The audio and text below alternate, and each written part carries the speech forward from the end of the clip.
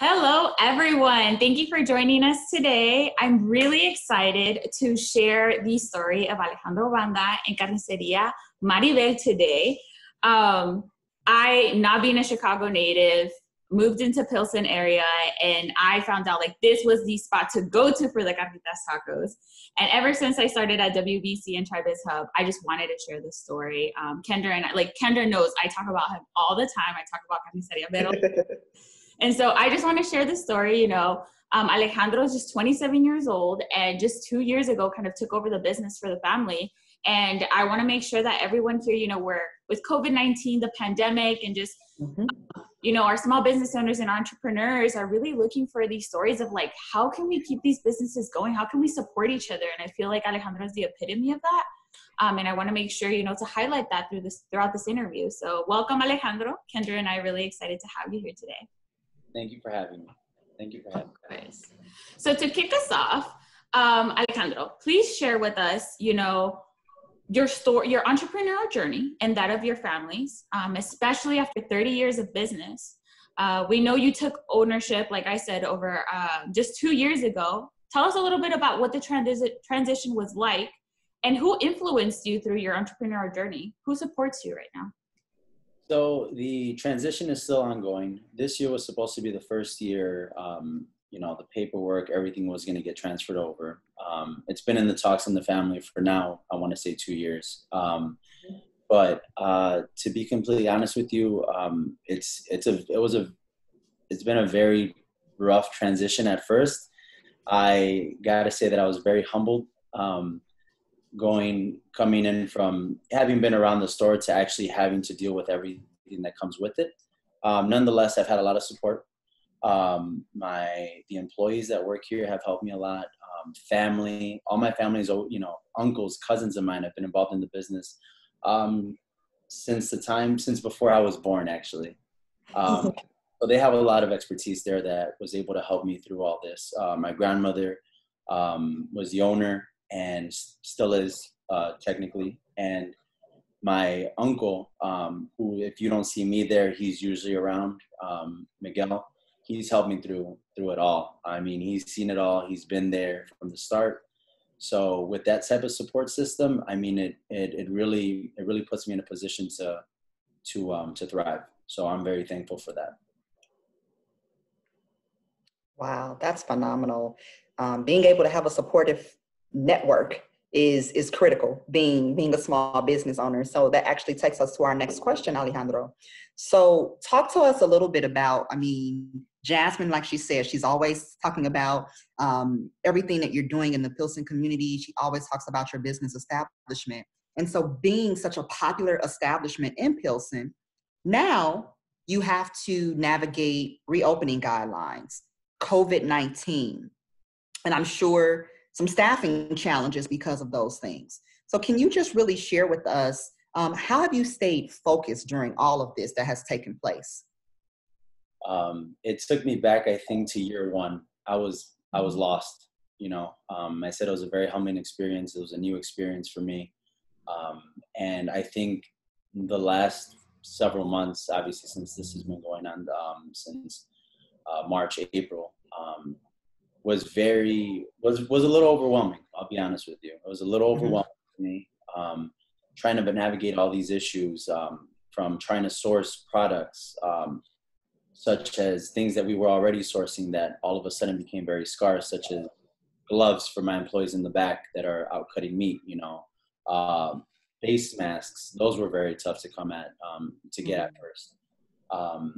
And things like meat, prices were going through the roof, and to try to stay competitive and try to, make it work was very tough at first. Try to mediate between employees was a little tough, but I want to say everyone really had a lot of trust in me, and that was very, very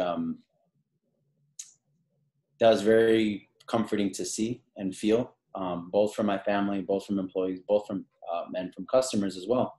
The community really came through and showed support, and for that I'm very thankful, because it's a lot of things that come into play. It's not just Vicente, Juanito showing up to work, they can show up to work, but, if nobody's walking in through that door, then at some point this isn't going to work, right? And vice versa. If customers are coming in and my employees aren't showing up to work, well, it also, becomes an obstacle and a problem.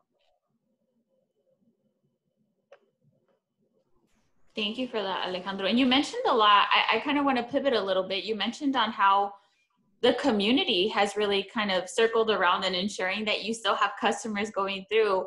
How have you made sure to keep your customer base? I'm curious about that. So luckily for us, and I'll be completely honest with you and frank about it, bars closed down, right? They were one of the first ones to go, and we sell alcohol in both in forms of wine, spirits, beer, and so that really helped bring people to the store. Prior to that, the store had also been there in the neighborhood for a very long time, so we have a very strong following of customers that have been coming there for a while.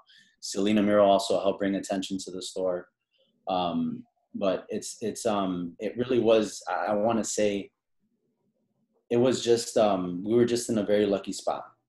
Because I know a lot of businesses, personally that I go to that maybe weren't as lucky, weren't as fortunate to be able to stay open through these times.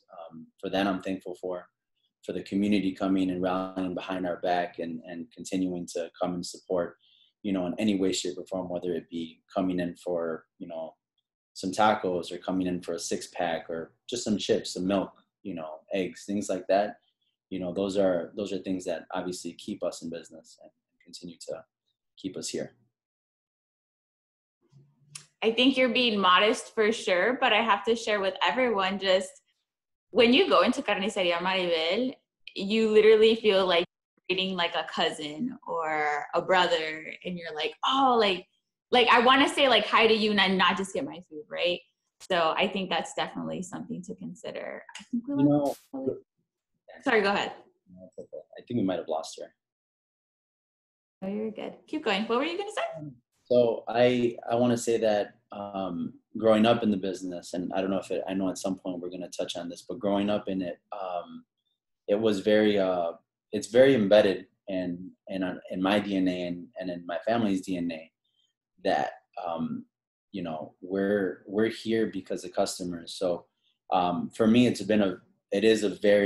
not an act or anything. I'm very appreciative of the customers that walk in through the door. So it also makes me really much feel a part of the community, part of Pilsen, which was actually my reason for doing a mural on the side of the business. It was actually because I wanted to just feel more a part of Pilsen. Pilsen has a lot of murals, and I just wanted to be a part of it. And that continues to be the case when anyone walks in, and especially if I start becoming familiar with faces. It's a little tough now with the facial coverings, but I recognize, I really try to be in at least, I feel like the way for me to feel a part of the community is by getting to know the community, and vice versa. They get to know me, and, I don't shy away from anyone asking me any questions or anything like that. It's been a blessing, and it feels that way. And so, I think I'm in a good place right now where, it feels like a blessing. It's keeping me going, and I can't help but really show that, when customers come in, who doesn't have a bad day, but at the end of the day, you leave that behind closed doors, and then you go in and do the work. And like I said, just very much, my eagerness and my want to continue feeling a part of the community. And I guess that's my way of showing it. So Alejandro, when you think about essential workers, so we know that a lot of your staff has been highlighted as essential workers, and just a phenomenal job they've been able to do. Can you share with us, one, as a small business owner, how have you been able to maintain keeping your staff working during a pandemic? And then two, what strategies have you implemented to keep them safe? Because I know that when we talk to business owners, some employees were nervous, they were scared, but they have to feed their families. So if you can share with us a little bit about what you've been doing to the best of your ability to keep them safe as well? Well, first and foremost, when everything was happening, I went out there to the back and talked to the staff, and I told everybody, hey, look, um, we're not going to force anybody to work. If you feel unsafe at any given point, I understand you guys have to feed your families and all these things. But I don't want you to feel like I need you here. Yes, we do, but at the same time, I can't put that type of pressure on everybody. And I told them I tried comforting them by educating them, letting them know, as much as I knew at that point, which wasn't much. Nobody really knew much about the virus. Right. But I just try to continue to keep an open dialogue with them. Outside of that, we did take preventative measures. Some of the guys in the back did feel very strongly about the virus, and they had, issues where they didn't really want to come into work.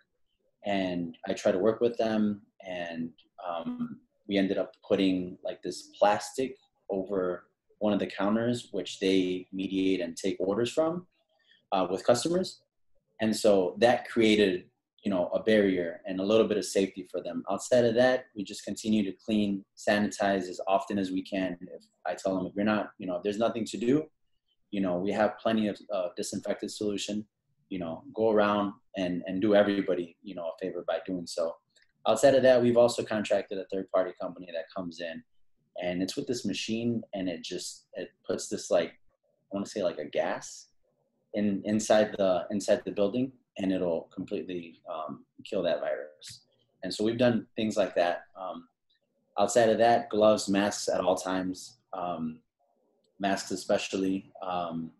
And then now as of late, we've actually been able to get hand sanitizers, not only for ourselves, but for customers. So things like that, and sourcing things like that is as best as we could. Like I said, at first it was very tough to source those things. So, just implementing a lot of hand washing, close the washrooms off to prevent customers from going into the back, which customers weren't always the happiest, but, it was a measure we felt that we needed to take. Thank you, Alejandro. This is ideal, honestly. I think you couldn't have shared your story better in the sense of what a small business owner has to think about. I mean, because to your point, it's not just about you. And you talked about right, how to specifically take care of your employees and the difficult conversations that you had to have. Because to your point, right, like people have to put food on the table. You have to get some sort of income coming in. But at the same time, like, I can't really do that if I get sick. Right? So it's them getting sick, it's your customers getting sick. And so I appreciate you just kind of being really transparent about what you had to think about, and then also the measures that you took to ensure that not only your employees, but also your customer base was healthy and safe. So I really appreciate that. Thank you, especially as obviously a customer going to your establishment. That's amazing. So you shared a lot. You shared a lot about your challenges and kind of how you've mitigated through them. And so in closing, share with us, what advice and final words of encouragement could you provide for Chicago entrepreneurs and small business owners during this time? Well, I think first and foremost that, this is a situation that I don't think anybody anticipated happening. So if you're lost, you're confused, you think that maybe this is going to be here forever and all these things, I just say, stay positive, be hopeful. This is something everyone's navigating through. Nobody had a set criteria for how to deal with something like this effectively. So I can only just say continue to be positive. There's a saying in Spanish, echarle ganas, and that just means, go out and do the best that you can do to the best of your abilities every day. And, I'm positive that at the end of this, we'll be a better community, a better city, a better country, a better world. And, continue to grow. But as of now, I know things might not look they might look a little a little dark, but, you know, just stay positive. Just stay positive. Thank you, Alejandro. We really appreciate it. Super excited to have you here, and thank you for sharing your story. You're right. I mean, I think the Latino community, the like African American community, the Chicago community overall, we're extremely resilient, and you're just a primary example of that as well. So ChiBizHub is excited to, you know, have you as a partner subscribe to ChiBizHub, and we're really excited to share your story. And thank you again for being here today. Well, thank you guys for having me. Seriously, it means the world for me and for my family. So, thank you. Thank you.